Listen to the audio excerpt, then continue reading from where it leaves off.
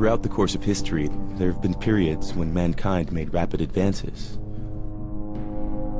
And then there are those other, much more numerous times that remain rather unnoticed as transitory periods. Now, at the dawn of the third millennium, how will this age be judged by posterity? And more importantly, what form will that posterity take? And what kind of judgment will it be capable of? For soon, much sooner than we anticipate, mankind as we currently know it might radically change. Burn, baby, burn! Something new is emerging. While people have talked about global peace, the end of history, and the disappearance of ideologies, an army of scientists around the world has continued working in their laboratories. The impact of this work is now slowly surfacing. Technology is about to take over the torch of history and will guide us to a new era. The disparate activities of scientists in the fields of genetics, robotics, artificial intelligence, bionics, and nanotechnology seem to be converging towards one goal: to transcend human limits. It will lead us inexorably towards a transhuman age, an age when more evolved species will leave mankind behind as a fossil in history.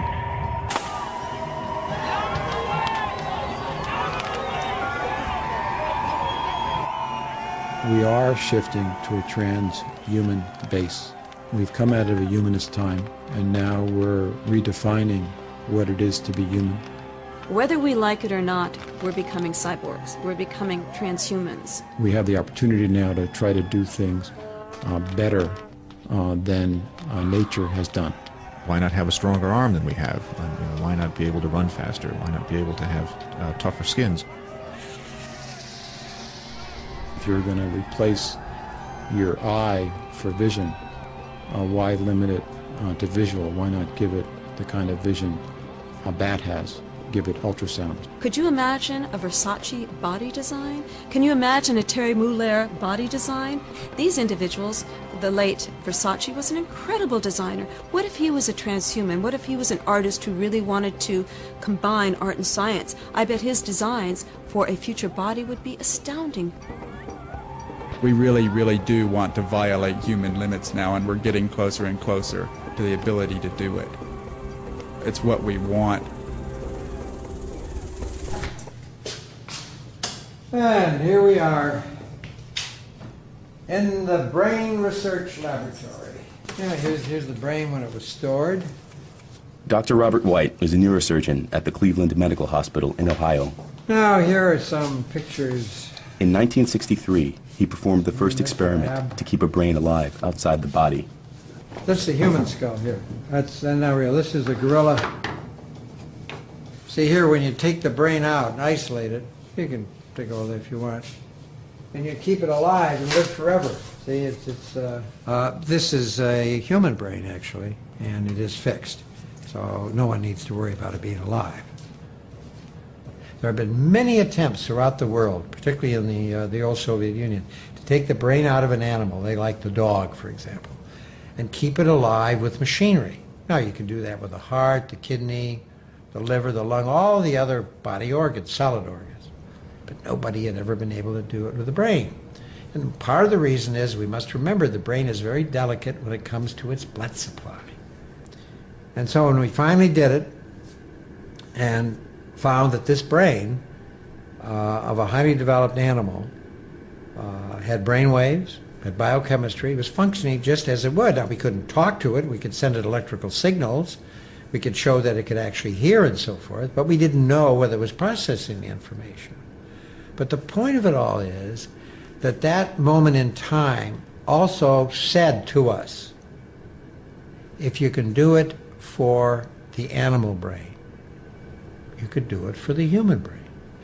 This incredibly brilliant scientist, Stephen Hawking, who's an astrophysicist actually, he is now in a wheelchair and literally speaks via a computer. And some people, perhaps unkindly, have described this wonderful man as sort of a head on a computer, basically. But he would be somebody who potentially could survive his diseased body through a total body transplant. To prove that the brain was in fact functioning normally while in this state, Dr. White needed to undertake a second experiment, during which he succeeded in transplanting the head of a monkey onto the body of another. The creature survived for 7 days before the body rejected the head. In the monkey experiments, these animals are as much a monkey as they were when they were in their own original body. So I would presume, and I'd go beyond that, I would be assured that the monkey personality is retained. So consciousness can be transplanted. Obviously, personality, if you want to speak of the monkey having personality, can be transferred. And so you might ask, where did this bring us as far as the human spirit or soul goes? And I guess you could argue it can be transplanted.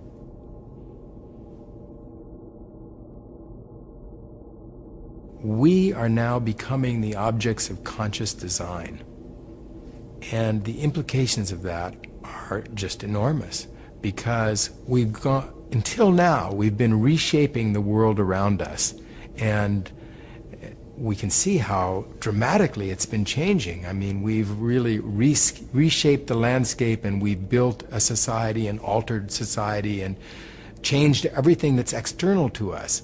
But somehow we imagined that we were going to remain the same, that we ourselves were not going to be caught up in this process. And that's not, in fact, true. We are going to remake ourselves. And it's very difficult to deal with, because it will rip free all of the anchors that have until now told us who we are as human beings.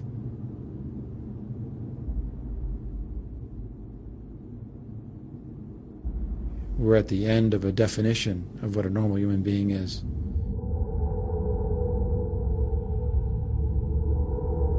Every living thing is defined by its DNA code. The DNA is a long string consisting of 4 different molecules called A, T, C, and G, found in all living cells.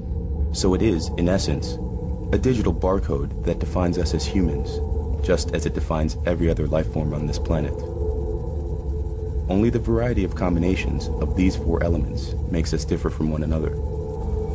The Human Genome Project was started in 1990 as the largest technological enterprise ever, with a budget far outstripping that of the race to the moon, and involving hundreds of laboratories around the world, all with one main goal.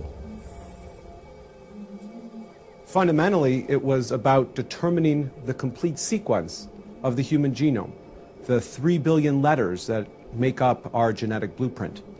And we know we have the code before us, and it's truly remarkable. It is a digital code, and buried within that code is information about what are all the genes necessary for making a human brain, all the genes necessary for making a human liver, or the heart, or any part of the human body. And now the fun stuff begins, because we get to start to crack that code, having the order of the letters in front of us. But fundamentally, it is very much a digital code. The secret of life itself, the DNA molecule, a genetic discovery that could give man the ability to create life to specifications. With it comes the power to change evolution itself. Never have we had such opportunity, or such awesome responsibility. Change DNA structure in the lab is fairly straightforward, and it's fairly simple. You can study a piece of DNA to unravel its function. You modify the composition, and you see what the effect is on function. That's daily routine in a lab that has this technology. Going from the lab to the person to therapy, in theory, is the same thing and is as simple. In practice, it has been shown that it's a lot more difficult. And the reason why it's so difficult is not that we don't know what pieces of DNA to put in, is that we do not succeed sufficiently and at a high rate in getting these pieces of DNA in the right cells. But we have learned how to do it from nature. What is a viral infection? It's a virus that sticks to the cells, that enters the cells, and that uses the machinery of the cells to multiply itself. Now you take this virus, you cut out the pieces that are dangerous, so that it will still stick and be engulfed but not develop in the cell. And then you add to this some other tools that the virus then can use to cut out the bad DNA, stick in, splice in the good DNA. This is a mechanism that is used now to do gene therapy using viruses. The ability to tamper with our genes has obvious applications. We can change DNA to prevent or cure hereditary diseases. We can alter the DNA of donor organs that are to be used for transplants so that the body of the recipient won't reject them. The organ doesn't even need to come from a human being. It could perfectly well be that of an animal. Pigs would be a good supply of kidneys or other organs to transplant in humans. But because of the difference between the two species, the pig kidney or the pig liver will be rejected by the human. So if we can humanize the pig kidney by putting in some human DNA, which will make the cells look a little bit more human, so that they are not rejected by the person immediately, then there's a better chance that you'll have a take. And this is tried to humanize animal tissues, and it's becoming a big industry because we need more organs.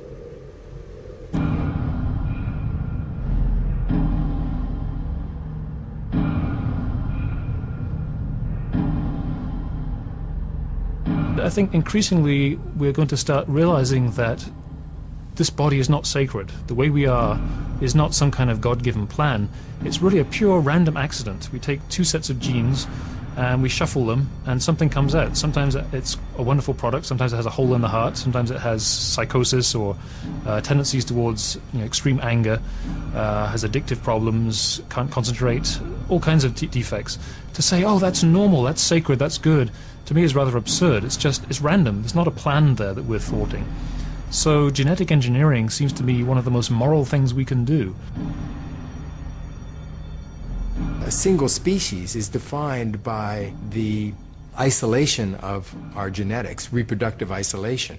But when you begin to take genes from different species to mix together all of the genetics that is available among all animals, and also to design new alterations to the genetics, well, reproductive isolation really doesn't have much meaning anymore. And so you can imagine all sorts of forms and that will evolve in the future. In the future, we will be able to sculpt our bodies like living sculpture. Our bodies could be beautiful electronic designs that shimmer prismatically in the light, in the morning light. It could change forms. It could become a piece of marble on one hand and then totally mutate into some fluid type of luminescent, snake-like quality. After all, the body is an extension of fashion. You can rearrange the human body and try to make humans fly, even though humans are very heavy.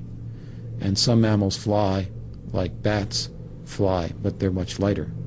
But it's an intriguing question because it brings up the issue of not just trying to take an injured human and returning them to normal, but taking a human and making them superhuman, making them go beyond.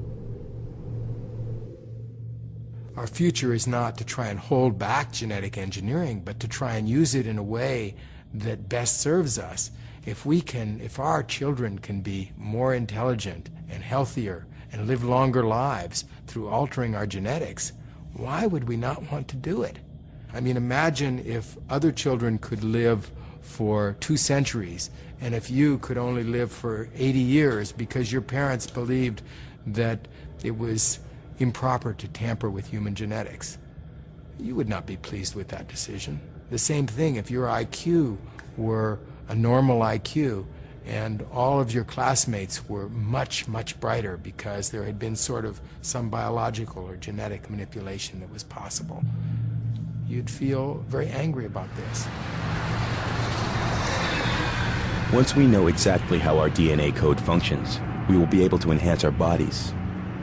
Human life will improve from one generation to the next as we control and accelerate natural evolution. But a rival to mankind is appearing on the horizon, a rival that is evolving much faster. Are people becoming obsolete? The giant electronic brain has started cogitating at the University of Pennsylvania. It's made a vacuum tube, like your radio, and it can add up a column of figures a yard long in a second. It's the world's first electronic computer. Right now, it's solving mathematical problems for the U.S. Army, but who knows, someday a machine like this may check up on your income tax.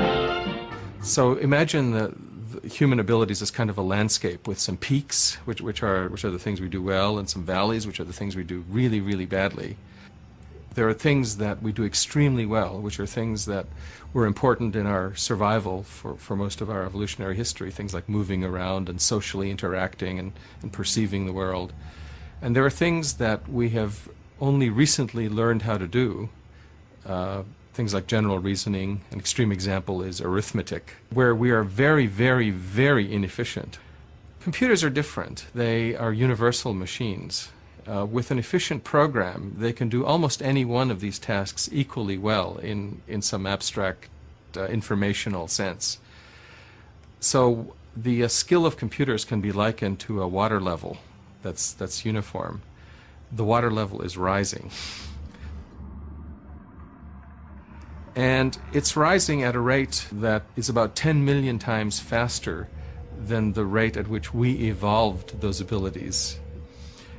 That and a number of other calculations lead me to believe that the highest peaks will be covered by this rising flood in less than 50 years. But once the level of computer competence has risen beyond the best human engineers, then there won't be any human engineers. There will be robotic or computer engineers. We might one day duplicate man, his form, his body, his actions and reactions, carefully engineered for lifelike appearance. Non-biological intelligence is growing exponentially. Biological intelligence isn't really growing at all. Or if it's growing at such a slow rate that it's not noticeable. Which is why non-biological intelligence ultimately will become dominant. Yeah, right. So it's 101, 100, 010, or 001. Yeah, that's all. Will computers ever become conscious beings? Computers calculate using zeros and ones. Therefore, many people, among them some scientists, believe that they will never become more than sophisticated calculation machines. The great scientist, Professor Frankenstein, when his monster moved for the first time, without knowing it, he spoke of the absolute distinction between the artificial brain and the human brain when he said, "It's alive." It's alive! It's alive! It's alive! It's alive! In theory is not enough. No, I believe. So the difference between biological and artificial intelligence can be summed up in one word: life. At least that's what Dr. White believes. It is indeed hard to imagine that one day digital machines created by us will have a consciousness. Ultimately, it literally gets confused until ultimately it falls over onto its butt. There you go. But then, why do we think of ourselves as such unique and sacred mechanisms? After all, we are also defined by a digital code, our DNA code. The approach used today in building artificial intelligence is not to try to program conscious beings, but instead to let those robots learn by themselves, to acquire knowledge step by step, just as we do. There's no actual programming done in these things. What we do is we create a neural topology, like the way that our nervous network is designed, the brain on top and all those little tendrils that go to all our muscles. And then what happens is that because there's no other solution for it, when this thing powers on, it learns to walk. You can actually watch it. When it comes up, it goes completely crazy. Okay? And all its legs, it basically comes up in the state of epileptic fit. And then it winds being able to figure its way out. And as you watch, there, it just learned to walk. So it programmed itself in a very short period of time. Most people have always assumed that you're supposed to build a brain and then sort of like a body will fall out of it, right? The thing is, of course, is that well over half the species on the planet have no brain to speak of at all, but they manage to survive and move around very well and very effectively. So what we've done is we've tried to evolve things from the bottom up. And in the process, we have not yet evolved brains, but we have managed to evolve very effective nervous systems.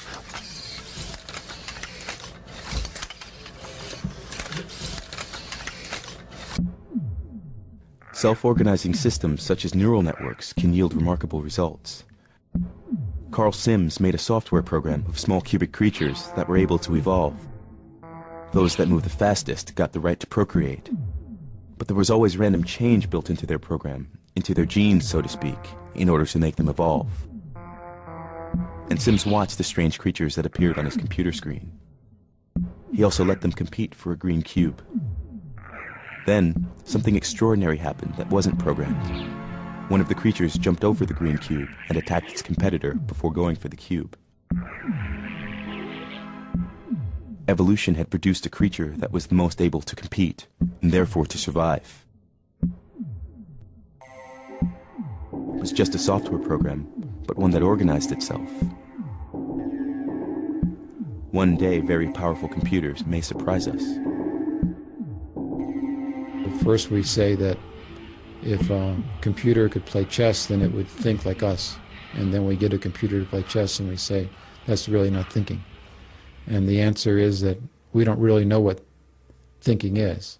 I would argue that machines do a pretty good job right now at thinking, and they don't do as good a job at creating, although we don't really know what creating is. And they don't do a very good job at having a soul, but we don't really know what a soul is. But when we can define it, they do a pretty good job at doing it. I'm not love you. Aw, did he say he loves me? I love you too.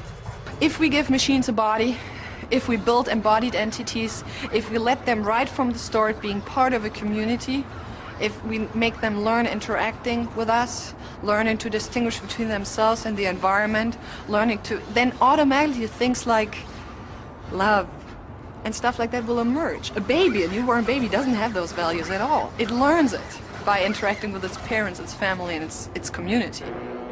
Is it love that these robots will learn once they become intelligent, or will they turn against their creators?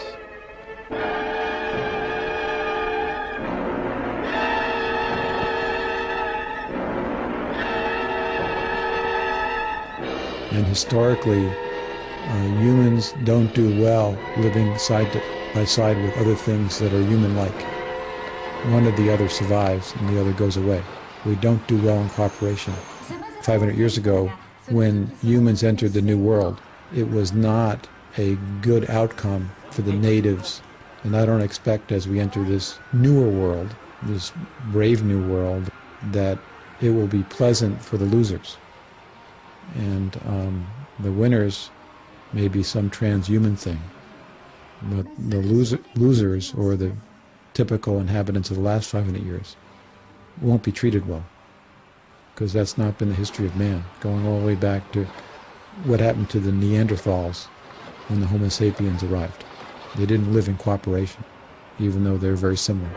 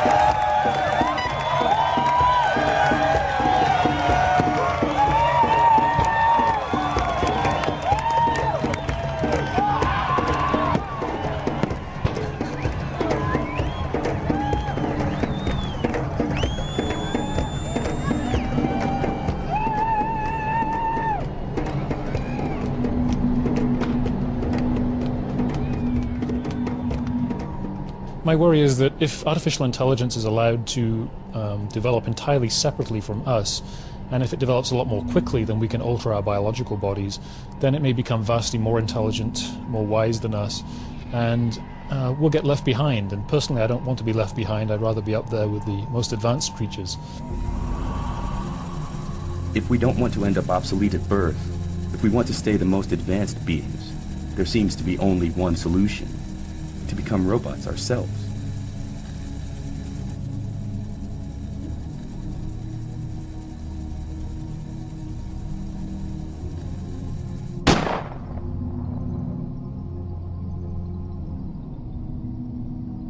Whether we like it or not, we're becoming cyborgs. We're becoming transhumans. Transhuman is an evolution from human to post-human, where we're no longer exclusively biological. So the cyborg is having all sorts of add-ons. Are we walking around naked? No, we have clothes. We have eyeglasses. We have earplugs. Now these are very, very basic, early add-ons to our biology. We're also having much more innumerable add-ons, prosthetic parts, inorganic hearts. We will see much more advanced prosthetics in the years to come. Eventually we'll have entirely prosthetic bodies. Human as a design is a wonderful design, but humans as a design have some faults. One fault is we were not designed for the modern age. The industrial age has equipment moving faster than we are, and equipment that's very large that crushes us. So we were designed with an endoskeleton, meaning our bones are on the inside, with our soft tissue on the outside. The world would be better for us now if we had our bones on the outside like an exoskeleton. So we were like a beetle. Post-human, I think, will be post-biological. By that I mean that it'll be a gradual process. There won't be any sudden transition to a different form. I think we'll gradually integrate more and more technology into our bodies.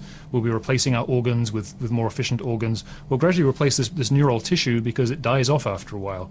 It's easily subjected to chemical damage. So eventually I think we'll replace our brain cells with essentially computerized parts. It'll be much more efficient, much more powerful. To become cyborgs able to compete with the rapid evolution of computers, we first have to understand how our own brains function. The research in this area has boomed in recent years. One of the factors behind this is the development in scanning techniques. They are now at the level that enables us to observe individual nerve cells at work in living animals.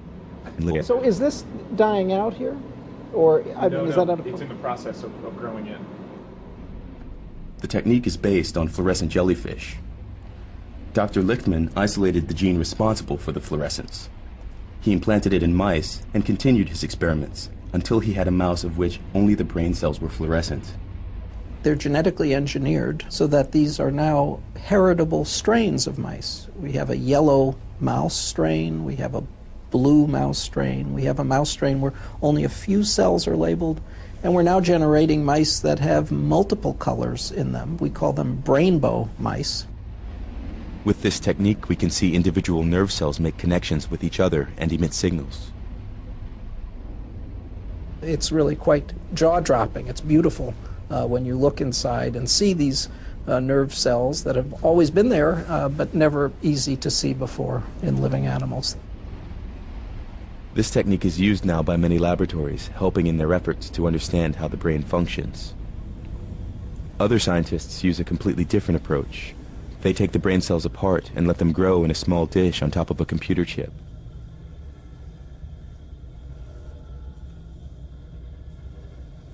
The problem with this technique is that it is extremely difficult to place each cell exactly on the right connection point.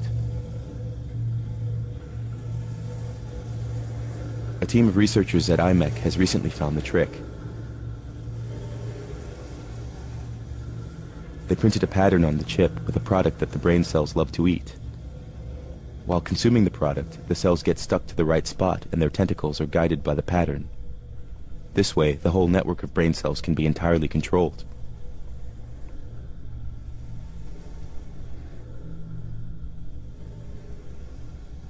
Some scientists have already been experimenting with such brain dishes. Their chips were less precise, but their results sometimes remarkable. Let me disconnect the light show. Dr. DeMars, for instance, tries to communicate with his brain dishes and teach them several tasks. So each of these dishes contains about 20,000 or so neurons, which are firing away as we speak. So each one's an individual network, and they'll fire spontaneously. We take living rat neurons, and they will rapidly form a neural network. And we have this grid of electrodes underneath the surface of these living neurons, and we can listen to the conversation among the neurons. And we can also stimulate activity within that network. We can send in different patterns of stimulation and look at how the network changes as a result of those stimulations. And that's how we do what we do. What he does is to teach his brain dishes how to control an airplane. The network can essentially fly the aircraft in a pretty optimal way. So it won't overcorrect too much, and it'll be able to stabilize it in a wide variety of conditions. I think I've programmed like a 50-knot crosswind into this one. It was what it looks like. You can see it, the aircraft, when it hits one of these crosswinds, how it begins to oscillate. The oldest dish that I've had is at 2 years. And the only reason why that dish died was because we were moving the lab from Caltech to Georgia Tech. Otherwise, that dish would probably still be alive today. Each dish has a characteristic, so you can learn to recognize one dish from another dish. They're demanding, though. You have to feed them once a week. More and more, we will be able to measure and understand how our brain cells function. Deciphering our consciousness is another question. But the experiments of Dr. Yang Dan have proved that in principle, it is possible to read and to understand the brain. I didn't know that we started this thing again. So this is a digitized movie. We present this to the animal, and we record the activity of their visual neurons. And these electrical signals that we recorded from will travel through these cables. She managed to tap the vision from the brain of a cat and to reconstruct what the cat sees onto a computer screen. So this is a digitized movie. This particular movie is a short clip from Indiana Jones, I think. Here we see the two images next to each other. On the left, the image that was shown to the cat. At the right, the image that is tapped out of the cat's brain. The picture has a lot of random flickering, the noise. That's probably the noise of the actual neurons, because they sometimes fire spontaneous spikes. We consider those noise, but maybe they reflect something else, maybe the thoughts or something. But we can't distinguish that. So when we use all of those, thinking that they represent visual information, this is the reconstruction that we come up with. It is the first time an image was tapped from a brain. It proves that we can read and understand the grammar of it. The face is recognizable, but I still can't avoid the impression that the face has something cat-like.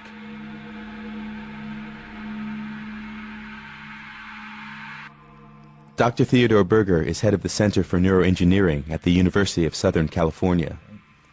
With a team of top scientists from different disciplines such as neurology and computer programming, they have collaborated to develop a chip that can replace parts of the brain, or, on a longer time frame, add more brain power. One of the first things that we do in this process is to actually study this part of the brain experimentally. We need to know very precisely how it behaves if we're going to reproduce that function in a computer chip and put it back into the brain.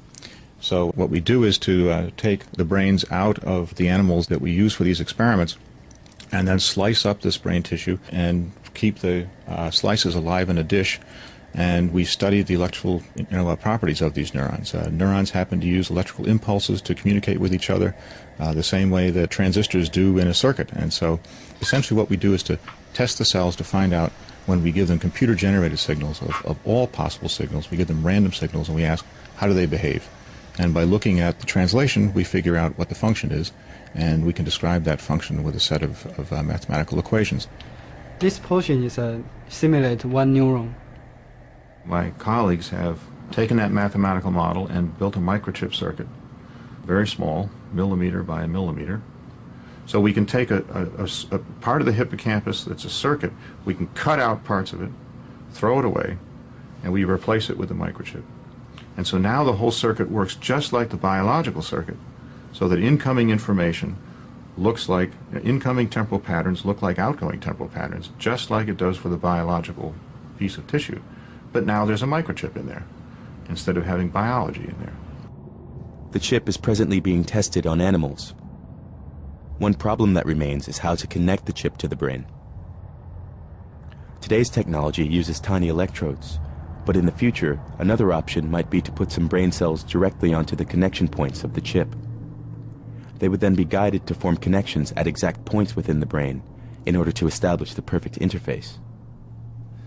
Ça pourra permettre de réparer des cerveaux endommagés à la suite d'accidents, de blessures, n'importe quoi, de maladies. Mais d'un autre côté, ça permettra aussi de faire une communication peut-être directe de cerveau à cerveau. Des choses qui sont effectivement pour l'instant limitées, la communication intra-humaine étant limitée avec la parole, alors que là, l'idée qu'on peut directement peut-être communiquer des expériences globales de cerveau à cerveau, c'est quand même quelque chose de fabuleux qu'on peut rêver. Et puis bon, il y a des tas d'autres applications peut-être plus pratiques à court terme. One such concrete application has already been realized. The chip is used to recognize sounds, since it can literally do that with the same accuracy as we do. So we've used these brain-based models as to develop acoustic recognizers. So we train them in the same way that your brain learns to recognize a particular sound. And one of the first sounds that we've developed is one for gunshot recognition. It's a model of how hippocampal neurons communicate with one another. That's all it is, biology. You got one over there across the park, then they have another one they used to have right there. Then they just put up another one over here 2 days ago. These high-tech cameras, they are called Crime Stoppers. If a gunshot goes off to my left or to my right, the camera automatically traces down the sound of the gunfire and zooms in and takes pictures. You cannot buy a system today that can recognize speech signals or any other signal in noisy environments. They don't work. But your brain works that way, and because our model is based on the brain, our models work in noisy environments. And the thing is, there are no cameras installed in the white neighborhood, but we have 5, 6 cameras in the black neighborhood. So the black neighborhood is being watched.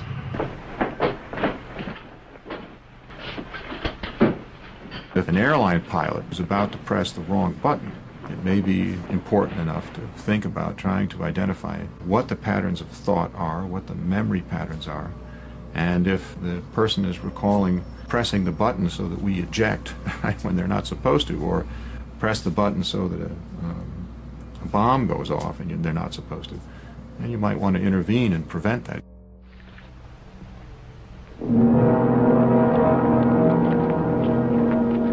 I'm part of another project that is funded by DARPA that's trying to understand exactly that. I mean, how is information represented in the brain? And science is supposed to have all the answers. But this has got to work. It's not going to fail, not after we've come this far. We have here, for all practical purposes, a normal human being, except for his electronic sensory control system, of course. On devrait, avec des localisations donc de ces circuits électroniques dans différents endroits du cerveau, de pouvoir lire le contenu du cerveau et le mettre sur un disque dur, le transmettre directement sur à une autre personne, etc., etc.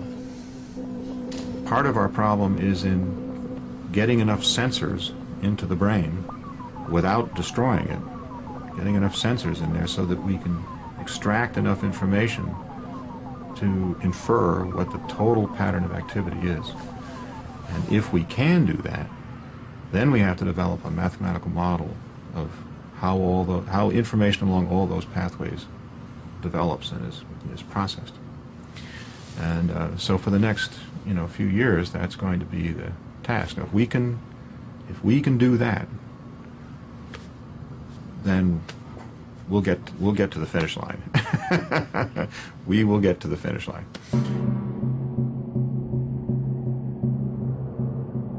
It's a conservative statement to say that by 2025, we'll be able to look inside your brain, see everything that's going on, all the interneuronal connections, all the synaptic clefts, all the neurotransmitter strings, and create a huge database and copy down every salient detail, and then reinstantiate that information in a neural computer of sufficient capacity and create basically a copy of the thinking process that takes place in your brain.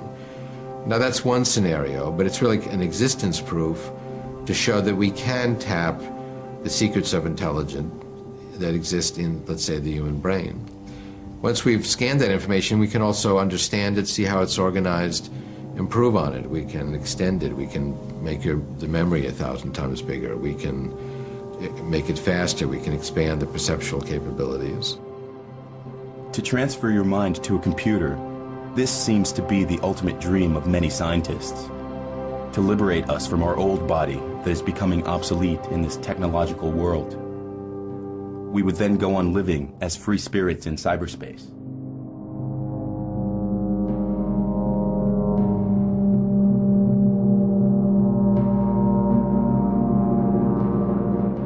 I'm not interested in a future where there are post-human beings if I'm not one of them.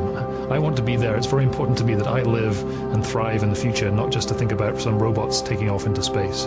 I want to be there.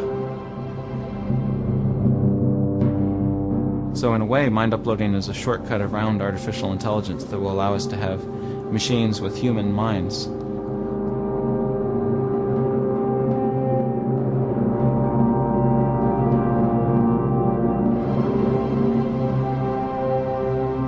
I'm hoping that we could fit on a CD-ROM. That's 600 megabytes. And I'll bet that that's all you need to copy a person.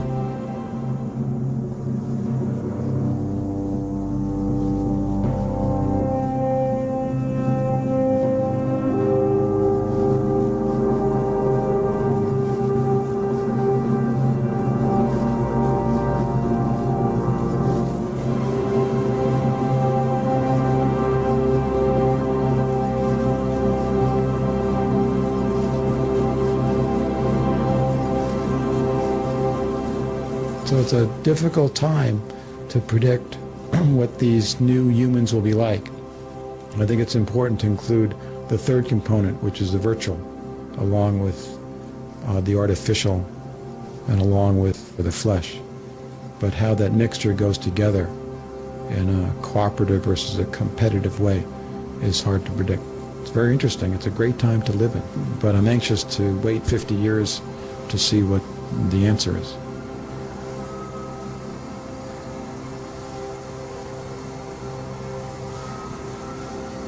Reality and virtual reality are beginning to merge. To understand how this will occur, we have to look at one more technology slated to overshadow all other branches of technology. It's nanotechnology, the means of getting control over matter, atom by atom. So what we're going to do is move this atom from this location here to a location right over here. We'll move it just along this path here. Now you got to get excited about that. You just got to get excited about that. Scientists are now able to grab one single atom and move it to another place. It's a small step for an atom, but a giant leap for mankind. If we start making things by building them atom by atom, we can make almost anything we want. Manufactured products are made from atoms, and the properties of those products depend on how the atoms are arranged. Now, today's manufacturing technologies arrange atoms very crudely and statistically, but in the future, with nanotechnology, we'll be able to arrange the fundamental building blocks of matter in precisely the patterns we want, very flexibly and very inexpensively.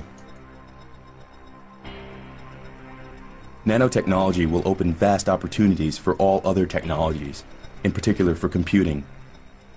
When computer connections can be made by single atoms, computer power will increase enormously. Computers incredibly powerful that just would let us put into a single sugar cube a computer that was more powerful than all the computers in the world combined today. But there are many other fields in which nanotechnology will be applied. While at the end of the last millennium, most scientists believed that nanotechnology would remain science fiction, we now see its first applications already appearing on the market. So we now make materials which purify water, which generate electricity, which generate chemical energy. And our long-term research project is to build a system that processes information, kind of like an artificial neuron. You're going to start seeing systems and processes like that proliferate within the next 45 years, in which you're going to be amazed constantly. This rotating dot here is the first real nano engine ever made, only a few atoms in size. I took the F1 ATPase and I stuck a little propeller on the top of it and made it spin around from one molecule. Well, now I can take many thousands of these in complex systems like we have in our bodies and make them do more sophisticated things. The ultimate goal is to create robots as small as viruses, called nanobots. These nanobots will be more intelligent than today's computers. One possible set of applications is medical. Nanobots could be injected into the bloodstream as a kind of cleansing team to kill cancer cells, for example, or to carry out other kinds of maintenance work in the body, or even to modify the DNA code. It might seem that this is a very expensive technology, but in fact, the opposite is true. We will be able to program nanobots to reproduce themselves, just as all natural creatures do. They will then be able to grab material from their environment and use it for making copies of themselves. Well, the basic goal of nanotechnology is to build what's called an assembler. And this is simply a very small device that can make copies of itself. And it's a programmable device, so it can be programmed to build a wide range of useful things. Autoassemblers can be seen as a new form of life, comparable to viruses or yeast cells. They can reproduce themselves, and at the same time transform matter just as yeast cells change sugar into alcohol. The only difference is that these new creatures can be programmed to carry out whatever task we want them to. Change carbon into diamonds, perhaps, or create food. Molecular nanotechnology is to physical reality what computer programming is to virtual reality. I think that's a bit of an exaggeration, but gives the idea. Whereas computer programmers can program software to do what they want, molecular nanotechnology will allow us to change matter at the most fundamental level. It will allow us to build just about any kind of structure to our exact specifications by moving individual atoms. This sounds like a world of magic, where all that we imagine becomes reality. But the role of the good fairy is taken over by robots so minuscule that we cannot see them. And instead of saying the magic word, we program them to grant all our wishes. The other side of this fairy tale, however, is what is called the gray goo syndrome. Imagine that some nanobots are programmed for a terrorist action, or would simply tilt and start reproducing themselves endlessly. In a rapid chain reaction, the Earth would be reduced within 72 hours into a gray goo of swarming nanobots. Most scientists, however, stress that such a scenario is very unlikely. We will have nanotechnology to control nanotechnology, and it will also provide the ultimate escape route. We will be able to inject a certain number of nanobots into our bodies, where they will locate our brain cells and copy their functioning. With no effort, we will get a hardware copy of our consciousness that will then send a software copy to a computer, where more copies can be made, or where our consciousness will be allowed to merge with other souls and software programs. Then we will be ready to leave this planet and start the exploration of the universe.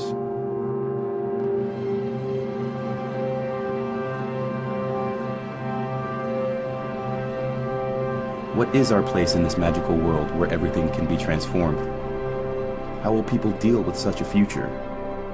Or is it something that by definition goes beyond our human capacities to understand? Something that only transhumans will be able to grasp? Will we stay as we are and watch with wonder from the sidelines? Or will we upload ourselves and participate in the world as super beings? Let yourself upload to a network of nanocomputers and let the wind carry you.